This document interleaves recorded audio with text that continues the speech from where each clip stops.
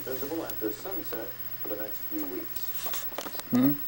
Vice President Al Gore says there will be no cuts in U.S. military forces in Japan. He was in Tokyo Sunday as part of his tour of Asia.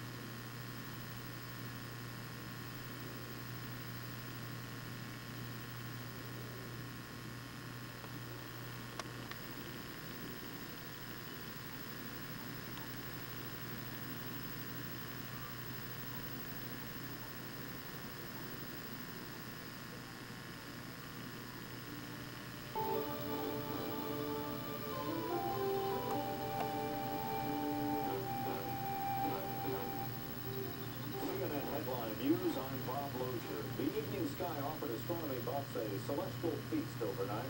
A lunar eclipse that lasted about 3 hours covered all but 8% of the moon's surface at its maximum. The darkened sky also gave stargazers an excellent view of Mars, which was visible directly above the moon. The eclipse also made the comet Hale-Bopp appear brighter than usual.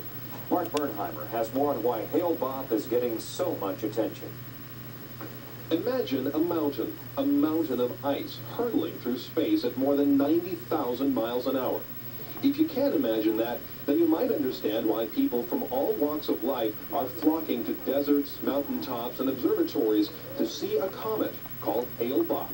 Even though I'm an astronomer, I don't get to see any more bright comets than anyone else. So this is a chance for me to see the sort of thing that I've been telling people about all my life.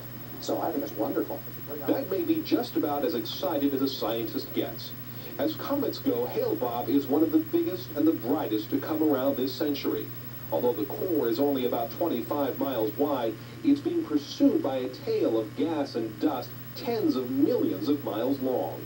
The most ambitious amateur stargazers are using everything from binoculars to sophisticated telescopes to get a look at Hale-Bopp. But what makes this comet so special is that you don't need anything to see it, other than your eyes. Although Hale-Bopp is more than 120 million miles away from Earth, it is very, very bright. So bright, in fact, that even city dwellers should be able to see it with the unaided eye over the next few weeks, just after dusk in the northwestern sky. Of course, a telescope will enhance the experience. The bigger, the better.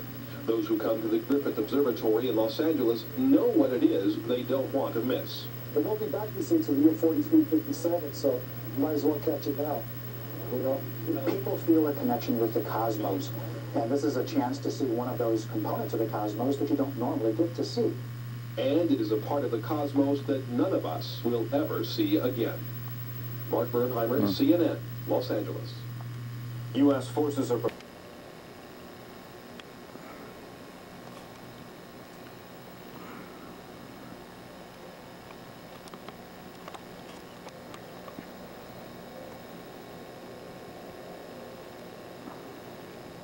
It's 3 a.m.